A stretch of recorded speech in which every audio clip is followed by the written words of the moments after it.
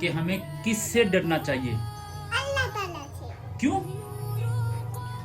अल्लाह हमको चीज देते हैं। आप नहीं ये बात नहीं है। तब भी मैं इसको देखता हूँ तब मैं भाग जाता हूँ, खड़ा हो जाता हूँ दरवाजे के पास, हाँ करता हूँ, डर जाती। बताओ, आप डरती हो?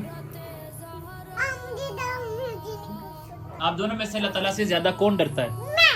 मैं भी। तो फिर आप नमाज पढ़ती हो?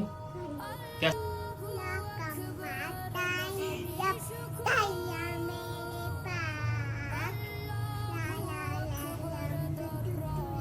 मेरी बारी है। चलो आप सुनाओ।